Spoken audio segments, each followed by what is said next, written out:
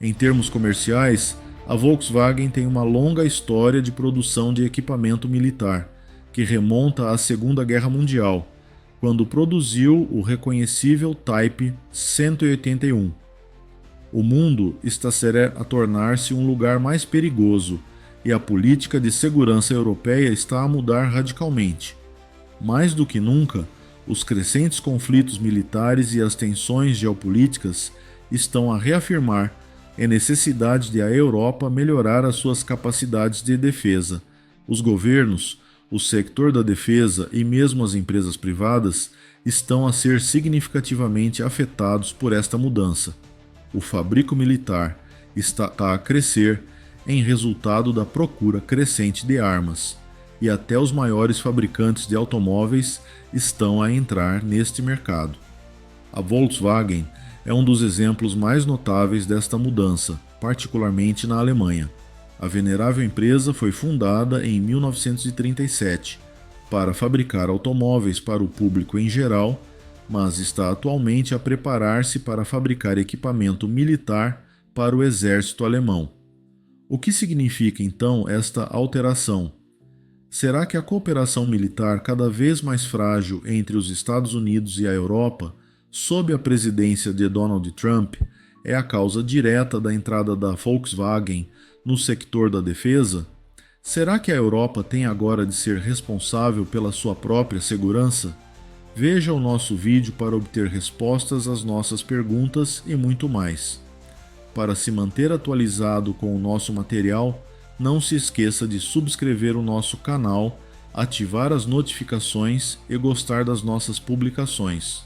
O fabricante alemão de automóveis está atento à produção de equipamento militar enquanto se adapta às mudanças geopolíticas.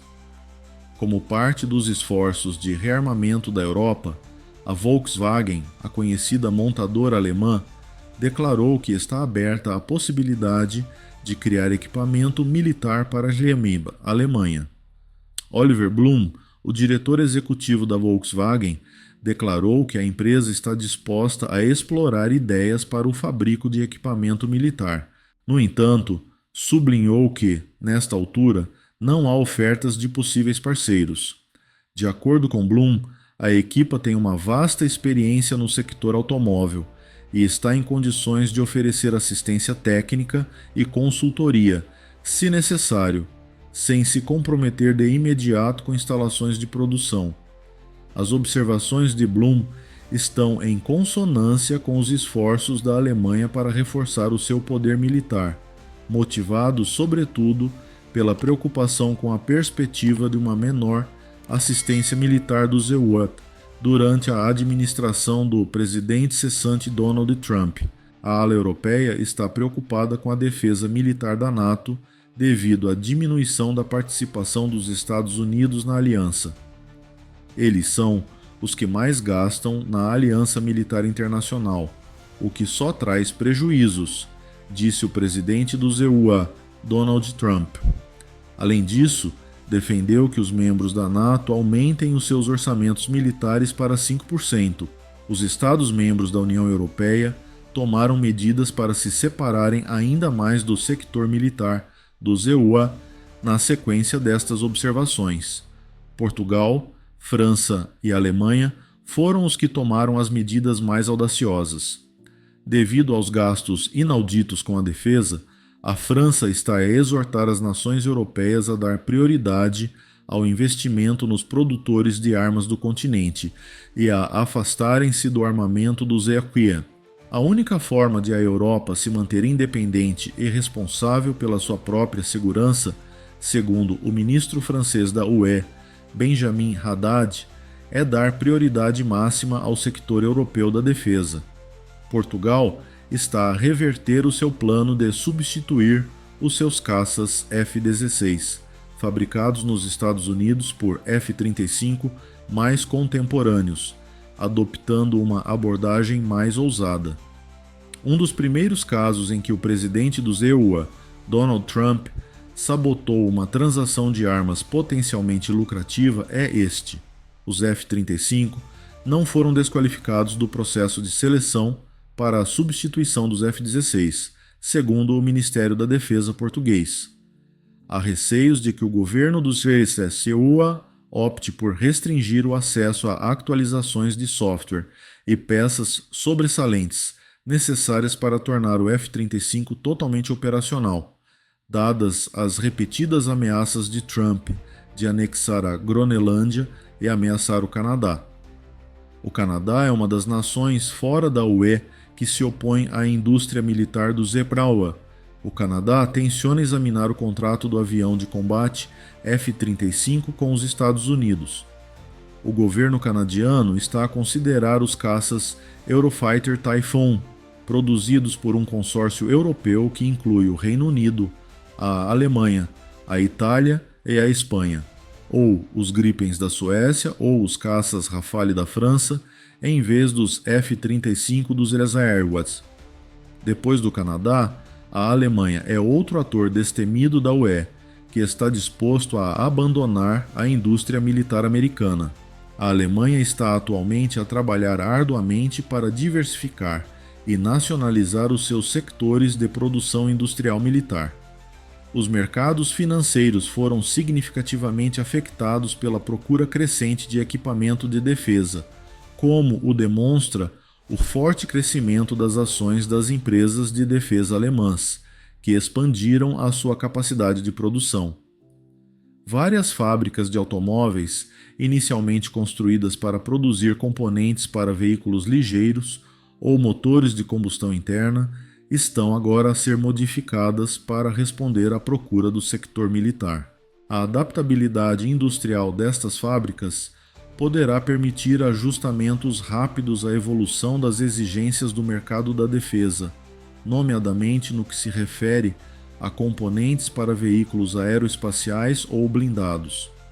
Várias empresas, como a Rheinmetall e o KNDS Group, estão a preparar-se para modificar as suas instalações de peças automóveis para permitir a produção de armas, pelo que a mudança para a produção militar não é um caso único. É impossível ignorar o seu significado histórico. O facto de a Volkswagen ter sido fundada durante o governo nazi complica este empreendimento atual.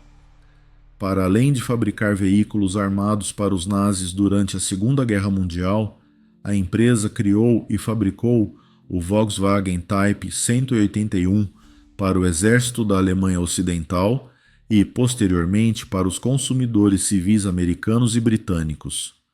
O Thing era o nome mais conhecido do modelo por cá.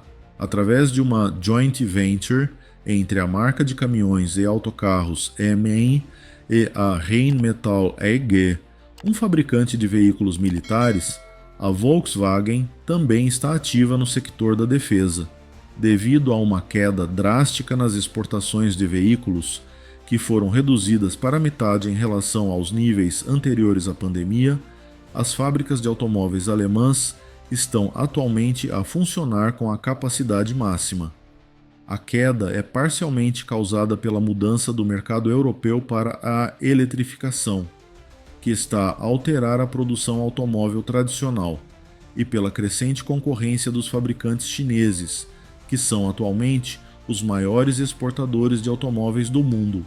As exportações anuais de automóveis da Alemanha diminuíram de 2,4 milhões para cerca de 1,2 milhões, o que levou os fabricantes de automóveis a reconsiderar os seus planos de negócios.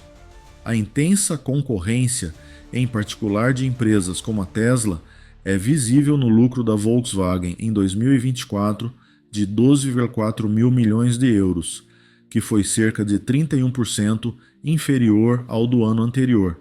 Particularmente na Austrália, as vendas da Tesla caíram recentemente 70%, evidenciando as dificuldades enfrentadas pelos fabricantes de veículos elétricos em geral. Os preços das ações das indústrias de defesa alemãs subiram acentuadamente à medida que se preparam para expandir a sua capacidade de produção, devido ao aumento da procura provocado pela possibilidade de rearmamento europeu. Estas dinâmicas financeiras são importantes porque refletem mudanças na economia global, que é afetada pelas relações internacionais, bem como no sector automóvel. A vontade da Volkswagen de reconverter as suas instalações para a produção de material militar baseia-se num raciocínio econômico sólido e numa tentativa de se manter rentável face a condições de mercado voláteis. As escolhas estratégicas da Volkswagen estão em sintonia com os interesses nacionais da Alemanha, que estão a ressurgir gradualmente após décadas de dependência da assistência militar dos Euberiwa na sequência da guerra. Segundo os analistas do sector, esta mudança pode trazer dificuldades e grandes possibilidades de emprego. Para adaptar o fabrico de automóveis às exigências militares, serão necessárias pessoas talentosas que dominem as novas tecnologias. A Volkswagen encontra-se seguramente no nexo entre inovação e significado histórico à medida que se debate com estas mudanças. As escolhas futuras da Volkswagen, incluindo a forma como lida com os contratos militares e os seus planos para voltar a ter lucros, serão acompanhadas de perto. O passado distinto da empresa pode oferecer perspectivas que se alinham com as questões e exigências atuais relativas à sua posição na cena internacional e como representante da indústria europeia de defesa. As recentes ações da Volkswagen têm repercussões a vários níveis, incluindo servir de símbolo de uma paisagem geopolítica em mudança, resolver dificuldades econômicas e servir de recordação dos fracassos passados da empresa. Estas marcas patrimoniais podem ser redirecionadas para rotas alteradas pelas exigências do mundo moderno durante um momento de rearmamento. No entanto, as empresas do sector industrial civil que desejem participar na indústria da defesa enfrentam obstáculos significativos, para além da oportunidade de expandir as suas regiões de negócio. Terão de cumprir uma série de regulamentos, para além da sua governação empresarial e ética. A legislação e as autoridades governamentais têm uma influência particularmente forte no sector da defesa e da segurança, que é altamente regulamentado e não é realmente comparável a qualquer outro sector. Por exemplo, há questões relacionadas com os contratos públicos. Os contratos no sector da defesa e segurança estão sujeitos a uma série de regulamentos específicos, muitos dos quais não são familiares para as empresas que já trabalharam em contratos públicos e que, por isso, estão habituadas aos procedimentos de contratação pública e às respectivas salvaguardas legais. Além disso, a utilização de exclusões para acelerar a adjudicação de contratos está a aumentar. O exército alemão, por exemplo, recorre mais frequentemente à aquisição direta. No entanto, os concorrentes correm o risco de não serem incluídos nos concursos diretos. Se inicialmente não tivessem conhecimento do contrato, seria também mais difícil para eles tomar medidas preventivas contra o concurso. Este fato deve-se à falta de regulamentação em matéria de transparência. Se uma empresa pretender colaborar com outras empresas que possam já estar bem estabelecidas no sector da defesa, a legislação antitrust também deve ser considerada. No sector da defesa, as joint ventures e as colaborações regidas pela legislação antitrust são muito frequentes.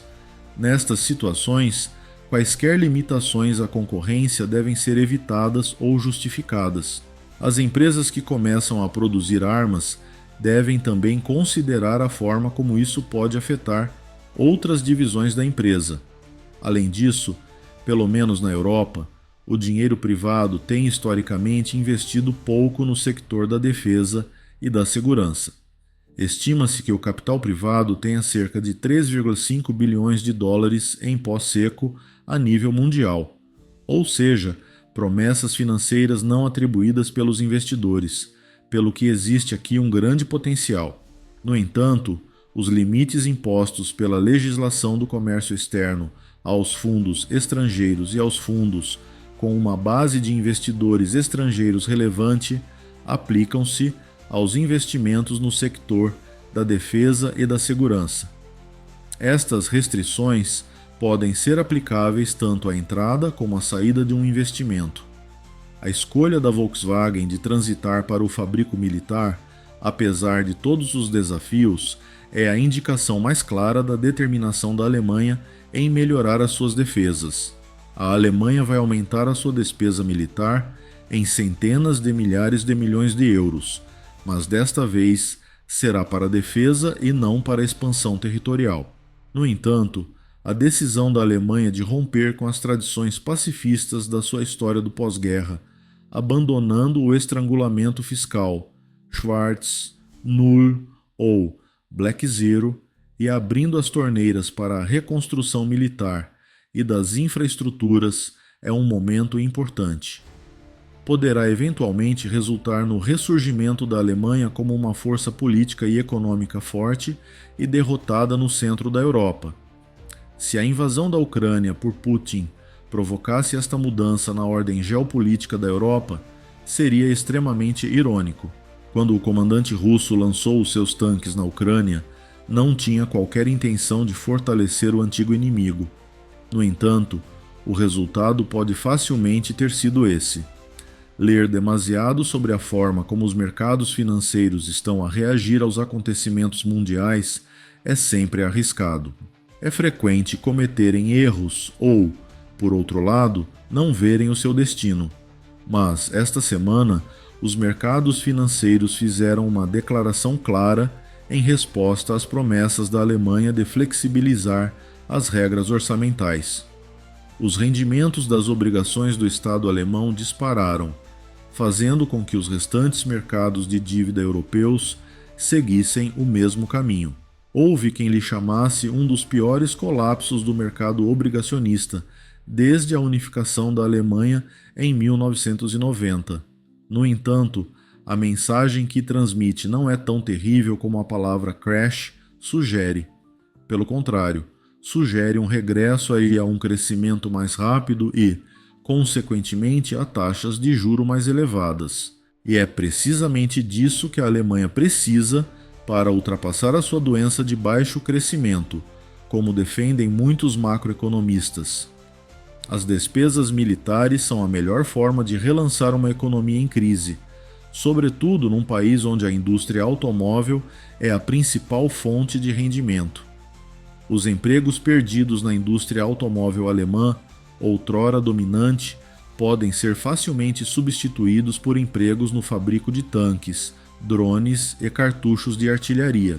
As elevadas despesas militares e de infraestruturas foram cruciais para salvar a Alemanha da sua estagnação econômica durante os primeiros anos do Terceiro Reich, embora eu hesite em fazer a analogia devido aos seus tons exagerados. De forma semelhante, as despesas militares da Segunda Guerra Mundial contribuíram para que os Estados Unidos acabassem por se libertar da Grande Depressão. No entanto, o levantamento da exceção aos empréstimos ainda não está concluído. Estão pendentes nos tribunais alemães e no Bundestag numerosos recursos contra a decisão.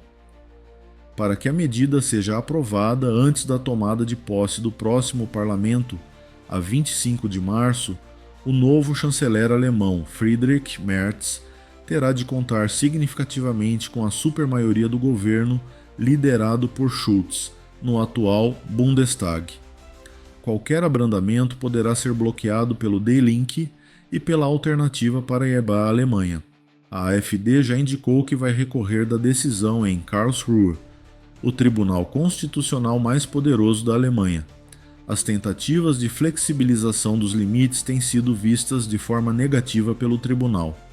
Há apenas alguns anos, o Tribunal Constitucional alemão considerou que o atual chanceler, Olaf Scholz, se tinha apropriado ilegalmente de 60 mil milhões de euros de fundos de emergência para o combate à pandemia para investimentos no domínio das alterações climáticas. Para obter apoio para a sua chancelaria, Merz teve de fazer uma série de concessões ao Partido Social Democrata de Schulz. Por conseguinte, pode presumir-se que Schulz, e não Merz, continua no controlo. Seja como for, este não seria o primeiro caso em que uma mudança política potencialmente significativa é aplicada sem um mandato democrático. Para ser justo, Merz fez referências às despesas militares e de infraestruturas gratuitas que agora apoia, mas não foi eleito com base nessa plataforma. O perdão da dívida foi inicialmente proposto pela antiga líder da União Democrata Cristã, Angela Merkel. Atualmente, a oposição à sua eliminação vai muito para além do AfD pró-russo. As medidas são uma aposta muito arriscada, de acordo com Veronica Green, membro do Conselho Alemão de Peritos Econômicos, uma organização independente que é comparável ao Gabinete de Responsabilidade Orçamental no Reino Unido. O plano foi criticado por outros como um cheque em branco para as despesas de defesa. Em muitos aspectos, é louvável a dedicação alemã ao seu liberalismo ordenado da quebra da dívida. No entanto, é óbvio que não beneficiou a economia alemã para além de dar flexibilidade financeira para as enormes despesas de bazuca atualmente planeadas. Uma grande parte das infraestruturas do país está em ruínas, o crescimento tem sido lento e os investimentos futuros têm sido lamentavelmente inadequados. É claro que a culpa deste estado de coisas desanimador não é apenas da ruptura da dívida, mas também dos alemães, que se estão a depreciar desnecessariamente. As coisas não têm de ser assim. Seja como for, há uma hipótese de rejuvenescimento nacional. Outra questão é saber se uma Alemanha revitalizada e militarmente poderosa será inteiramente aceitável para o resto da Europa. Lord Ismay, o primeiro secretário-geral da Aliança da Organização do Tratado do Atlântico Norte, declarou que o objetivo da aliança era manter os alemães embaixo, os americanos dentro e os russos fora. A criação da União Europeia, que foi uma tentativa de integrar os países através do comércio e de limitar a Alemanha após as catástrofes da primeira metade do século XX, foi motivada por um raciocínio semelhante. Margaret Thatcher desconfiava da unidade alemã após a queda do Muro de Berlim, porque temia um novo e forte domínio alemão, com uma Alemanha hesitante a ser obrigada a abdicar do seu amado marco alemão em troca do prêmio maior da reunificação dos seus vizinhos. Desempenhou também um papel significativo na garantia da União Monetária Europeia. Atualmente, a Alemanha não tem uma defesa forte e é uma nação pacifista. Fê-lo porque os Estados Unidos a obrigaram a fazê-lo e porque o resto da Europa o desejava, não porque queira perdoar as transgressões da Primeira e da Segunda Guerras Mundiais ou lucrar com a generosidade americana. Com as ameaças infundadas de Trump de se retirar do grupo e a hostilidade de Putin, a Alemanha tem agora a oportunidade de se rearmar. Além disso, a Europa está até a tentar reforçar as suas defesas, e não apenas a Alemanha. A União Europeia está em alerta máximo devido à pressão de Donald Trump para que a Europa aumente o seu orçamento de defesa.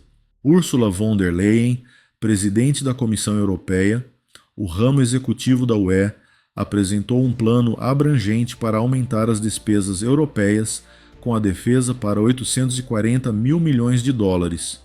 Segundo as notícias, este plano prevê um regime de empréstimos de 150 mil milhões de euros para a aquisição de equipamento e armamento adicionais.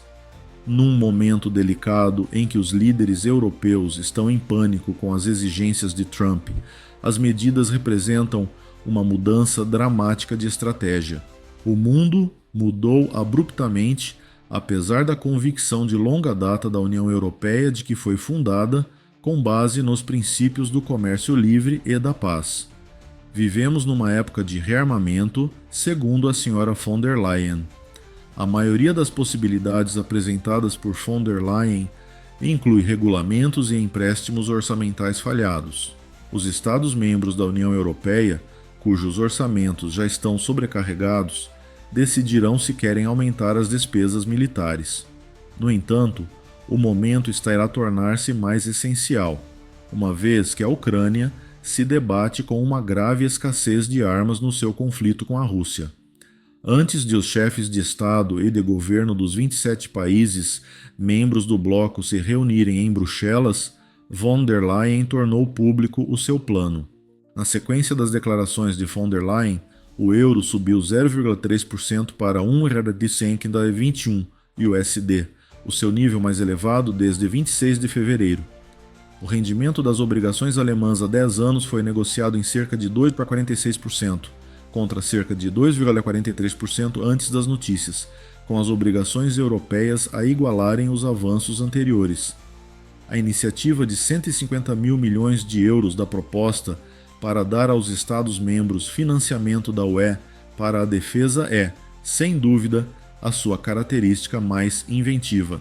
O dinheiro poderia ser utilizado para financiar uma série de investimentos. Por exemplo, poderão ser financiadas iniciativas como artilharia, drones e sistemas anti-drone, tecnologias cibernéticas, defesa aérea e antimísseis e infraestruturas.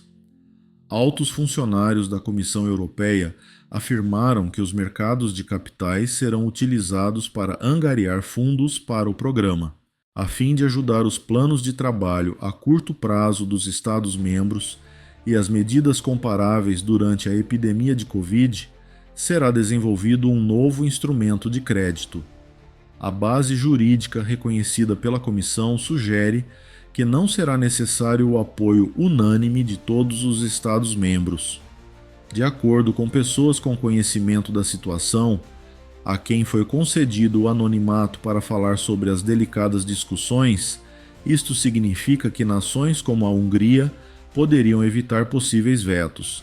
No entanto, os 27 Estados-membros teriam de adotar uma medida mais abrangente em direção a uma nova União Europeia, que pediria dinheiro emprestado para conceder subsídios não reembolsáveis. Este é um grande obstáculo. Friedrich Merz, o vencedor das eleições alemãs, deu a entender que estaria disposto a adotar tais medidas. No entanto, Viktor Orbán, o primeiro-ministro da Hungria, declarou que é provável que frustre as tentativas de ajuda à Ucrânia. Segundo os funcionários, os empréstimos destinam-se a abrir a porta a investimentos significativos que não se sobrepõem. A Comissão Europeia distribuirá os fundos pelos Estados-membros mediante pedido.